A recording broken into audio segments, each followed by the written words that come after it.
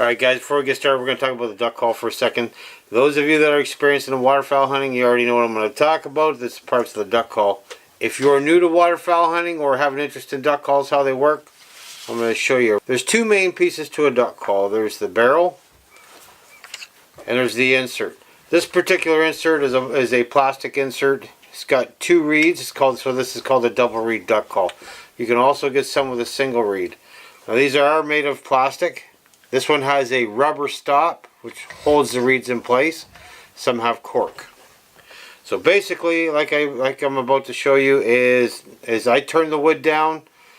I purchase these separately. I do have a jig to make these, so I can make my own. For time's sake, I stick to making the barrels, and then I just purchase the inserts from a reputable company. I go for the same sound. I buy the same insert all the time from the same company. I don't want the sounds to vary at all. And again, I go for the same sound all the time. That's low and raspy.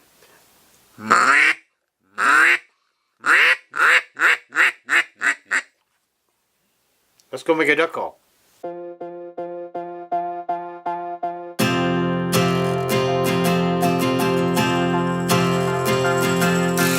This is the hour, the darkest place. Dante's Inferno, the devil's maze. It's a good world going bad.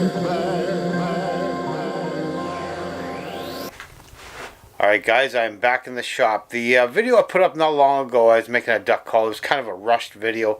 I got a lot of questions on people wanting details as to how I actually made them. Now, that call that I made is this one right here. If you can see that. Now, out here in the extreme cold, things were freezing. When I finished this call, brought it in the house, I don't know if you can see that, but it's now got a great big crack in it. So it's no good. So now I need to make another one. Now, I make two-piece calls. Okay, this is how I get the ring. That's how I get the ring in the center. Okay, I make the whole call one size, but then I cut it. And then this piece goes on the top. Obviously I can't do this with one hand very well. So again, I don't want to mess up this camera with the sawdust. So as you can see, I've got the old power shot set up there. I got the lathe set up. But I'm going to show you how I start.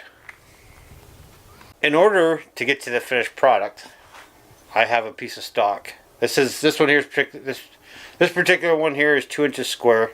I usually buy them about a foot long, 2 feet long. And then I cut it to 3 1/4 inches. Just a rough estimate as to what I cut it. I don't measure anything other than that cut. That's 3 1/4 inches. Everything else I do on the lathe is just done by memory and by what I like to see. So there's the cut piece there. Once it's cut, I then drill a 5/8 hole in it. It then goes on to the lathe to get turned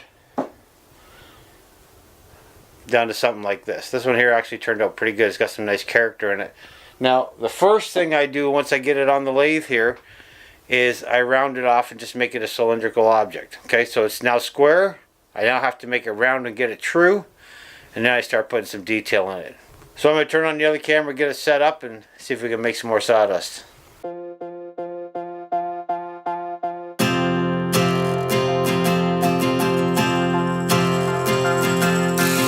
This is the hour, the darkest place. Dante's Inferno, the devil's maze. It's a good world going bad.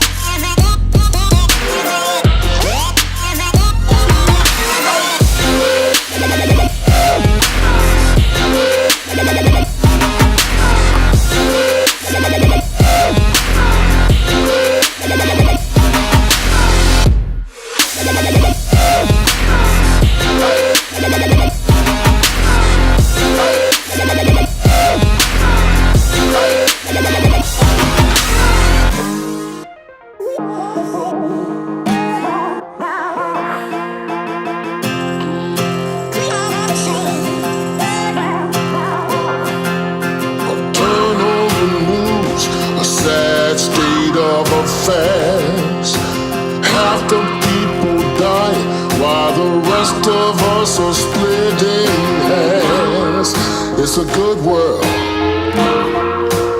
Good world gone bad.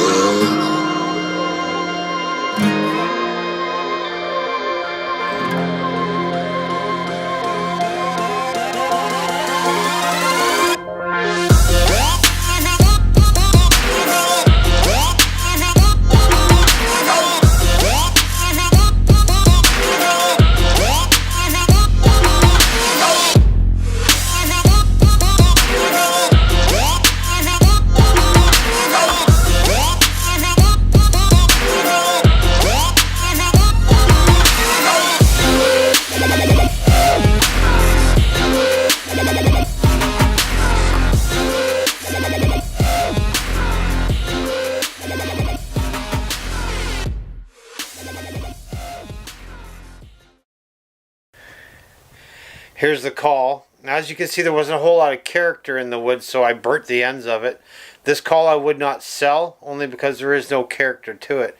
I didn't know that, and you really don't know that until you get to the center of the wood. So, but basically, this is the main piece, and then I put the other piece, I cut it in half, as you saw, and then piece it together. So what I would do now is I would go and glue this all together after I put the finish on this.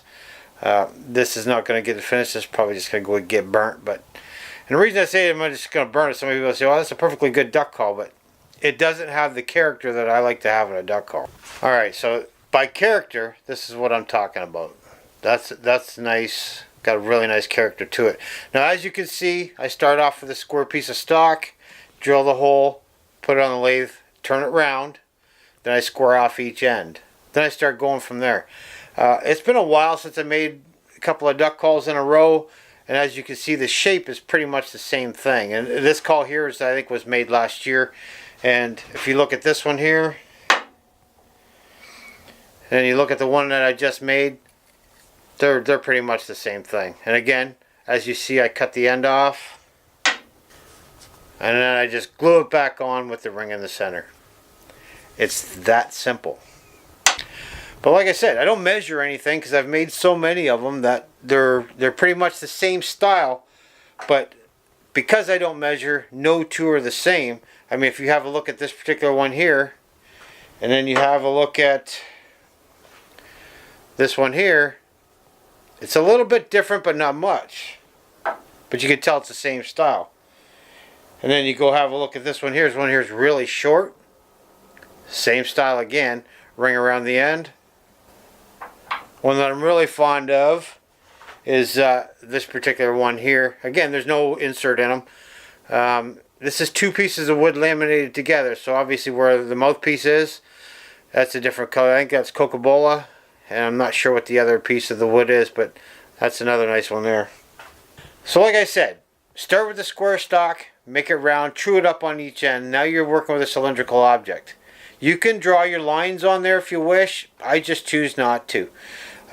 You saw me cut the lanyard groove in there as well. So I normally start off by shaping the mouthpiece. So I get that where I want it to be in the right size. Then I move down to this piece here. Hopefully you can see that. To this piece here.